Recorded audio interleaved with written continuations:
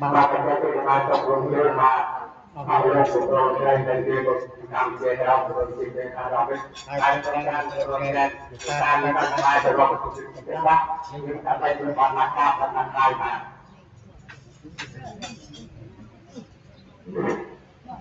công an ngàn con để vô khai cao tung cao cầm quan tâm là công an ngàn con để vô khai cao tung cao thành vô làm ngàn công an ngàn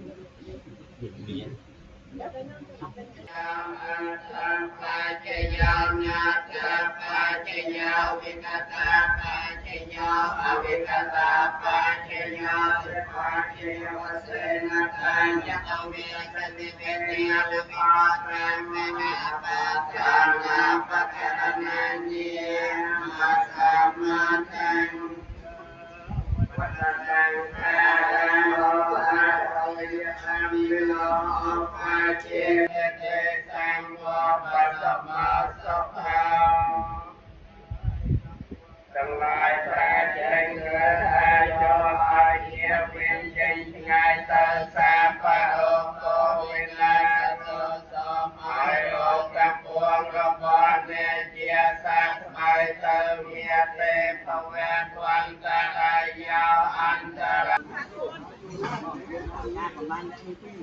đọc nhau đó đọc năm phía nè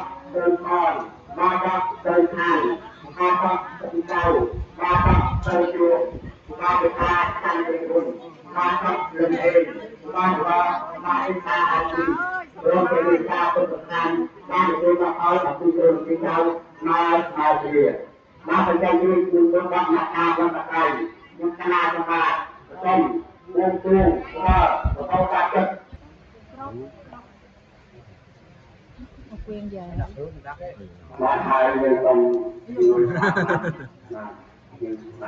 chặt bàn thì có sao không mà người đi làm làm rồi theo từ ngoài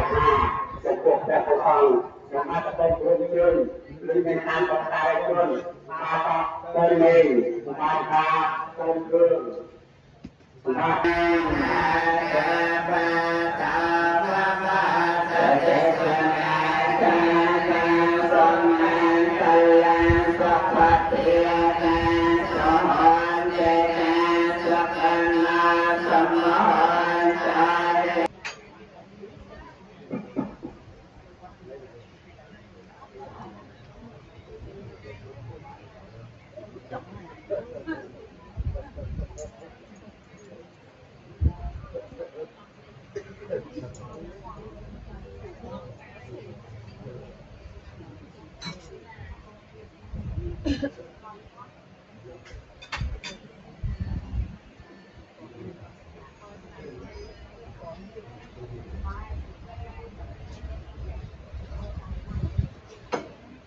ta này giống không? Đây là ta 7 cân. 7 cân à, vô ăn vậy nữa. Không sao, ta 7 cân đầu ta này giống khăn như cây.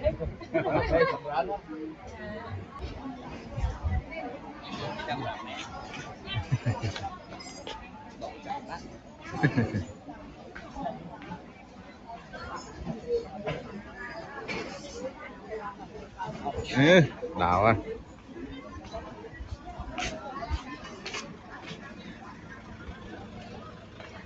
Rồi bé lên câu ai lan á. Đỏ hả?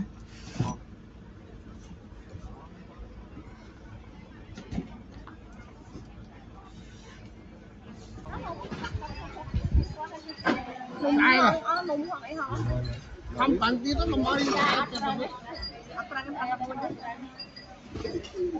Anh chặt cải anh mình tắc cái này. Tắc miên ta tidak. Mana.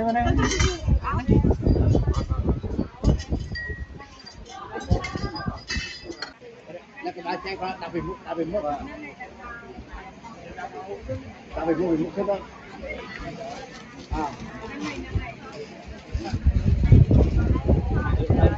Kata cek tu.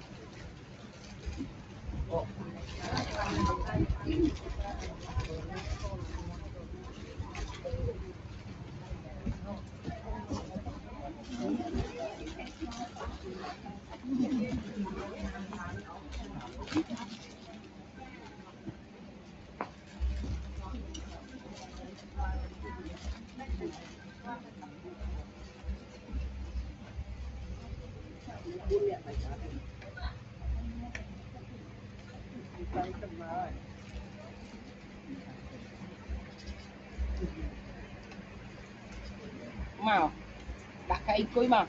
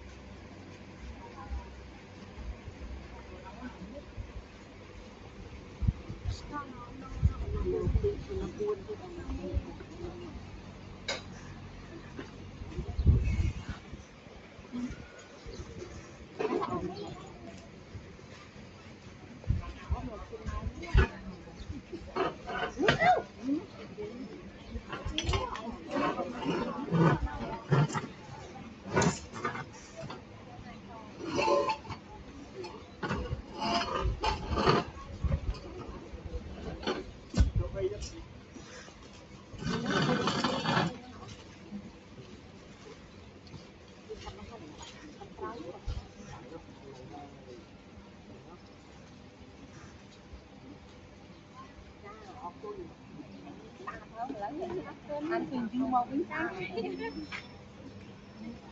ăn từ dư màu bánh ta không ăn ta chân nơi gần mà cái dở nhưng mà ôn môi chùm muối ôn môi chụp mùi môi chùm muối mấy thịt môi chùm muối mặn ghê con môi chùm muối thịt ghê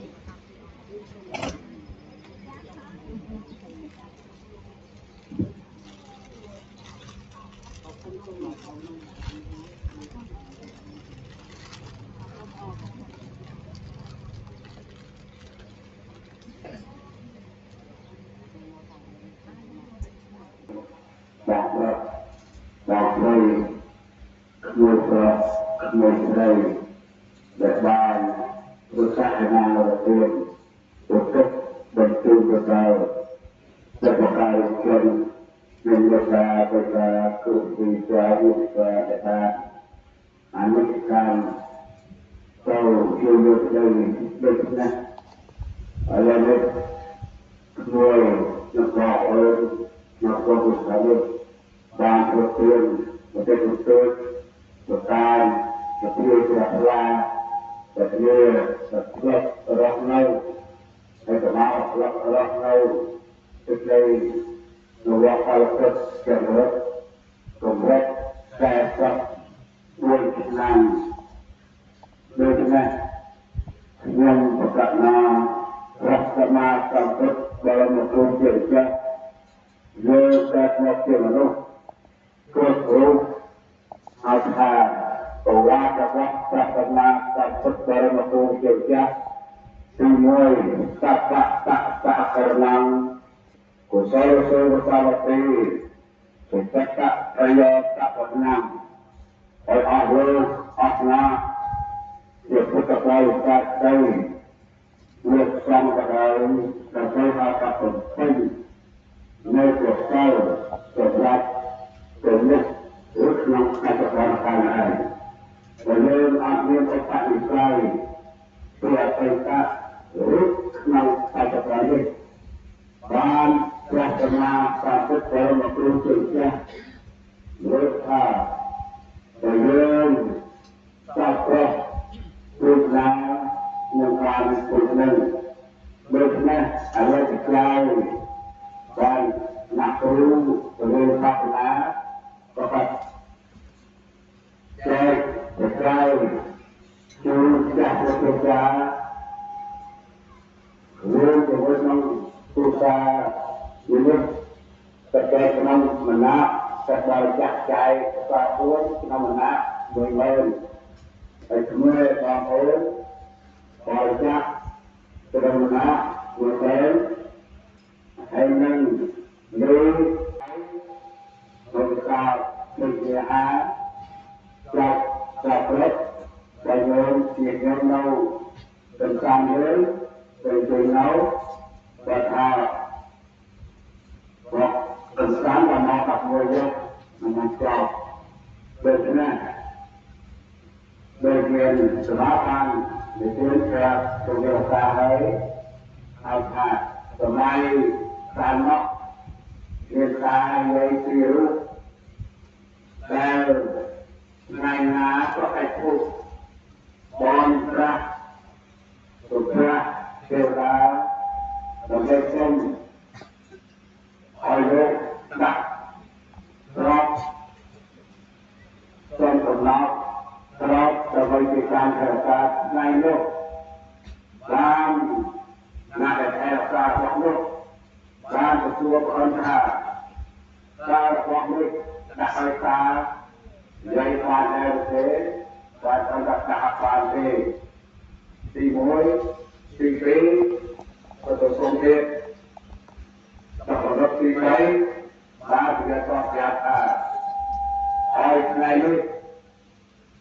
ai hỏi ta lúc thì lại tôi có còn móc nó có sao phố và được lắm là gây tôi có hay tôi móc và hay tôi móc và ta thả hay nó đi và cũng ra thế nếu ta bị sắp sắp riêng máu mình khai ban là phải tốt ngành sao đó và thêm ban nhân ở dưới là chính sách trước kho một năm rồi bây giờ một là phải tốt bây giờ chính sách trước kho một năm ban giấy nó trong nước hạ tăng thì anh sẽ khóc rồi bây giờ mà ta nên cây khóc cái cây rằng là nên được người kho phải chịu ái ta cứ ai giúp quên mất sọc ha vậy là cần đấy người phía tây xem từng năm xem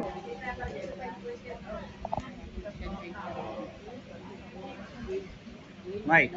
vô mi mua đi mua lại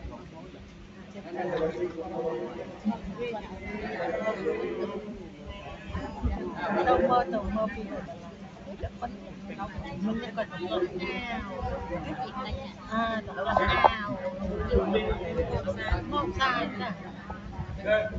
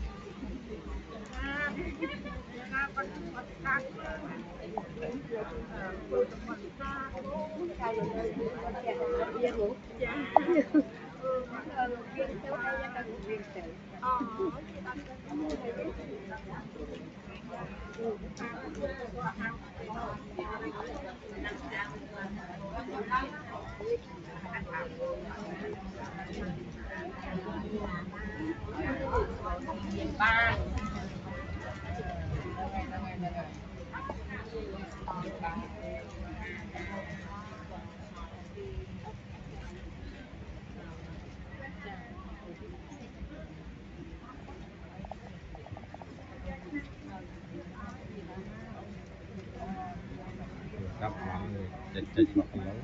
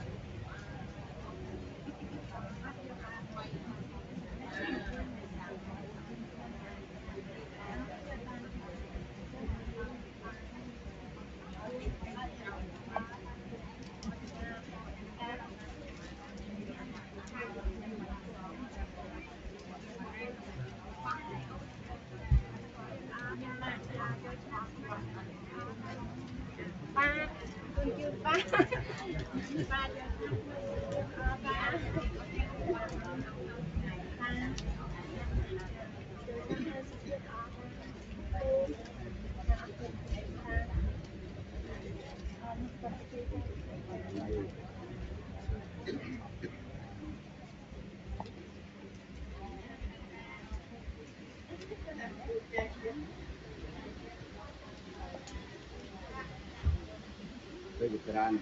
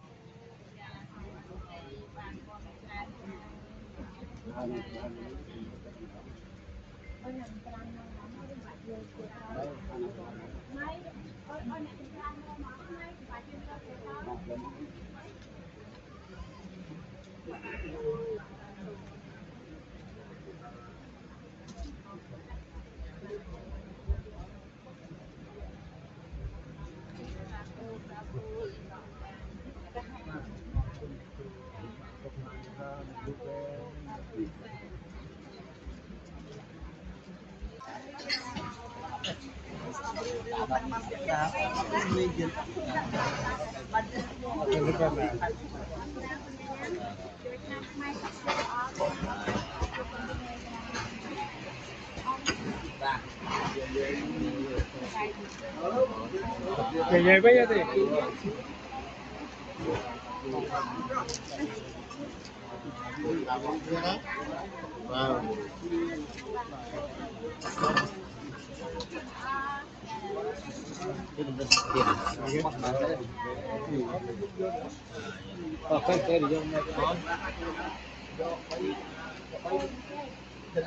Đây nữa.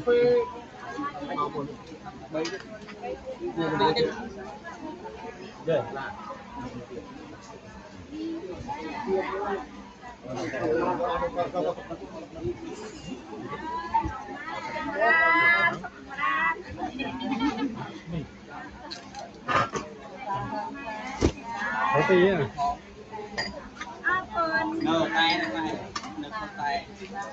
Tức chứ. Đâu dây dân tiếc, chẳng ran. Dây dân tiếc.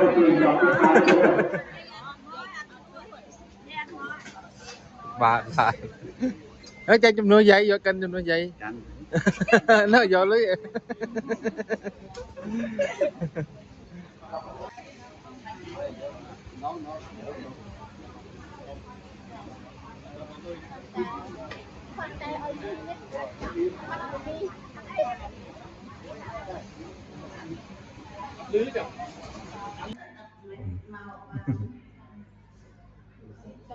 Tông nơi này buôn. Tộc buôn. Mà thọ bên nhà ta đồn Bà. thọ tầng nào vô Con chưa nặng. ấy con Lui tôiไปหาทางสอบbạn chưa có chút cái đi con chụp hình con ná Thoát đây đang một con ช่อนึง u này nghe đấy thọt vô ช่ออะไรนึง Lấy nước lên này. นั่นไงช่ออะไรนึงนึง mà cái chồng đó này Ồ, chồng sao? mình เรียกว่าจะฟรอง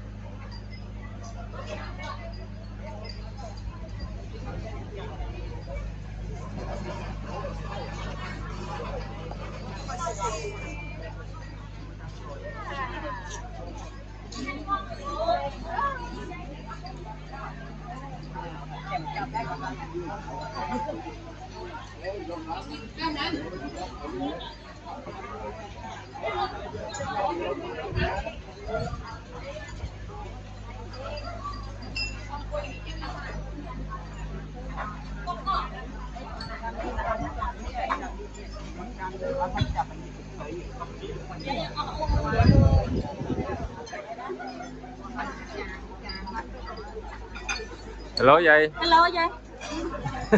Anh khăn tí mất. Bà ní chò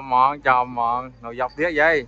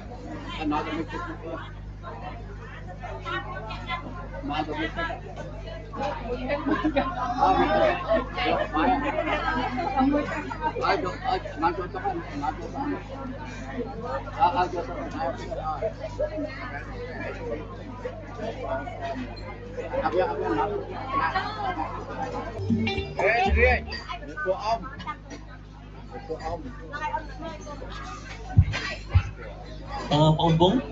បងជួយរៀបពុស្តកាឲ្យពូណាអីពូណា អូរៀបឲ្យបងមកជួយបាទខ្ញុំបានល្បីរំទឺដល់លោកតាវិជាពូ2ឆ្នាំកន្លងទៅលឺថាពូកែរំណាស់លោកតាវិជានៅវត្តជគ្រប់នេះខ្ញុំក្បាច់រំតឹងសិល្បៈគឺគ្មានអាណាព្រៀបដូចទេអញ្ចឹងដើម្បីជាត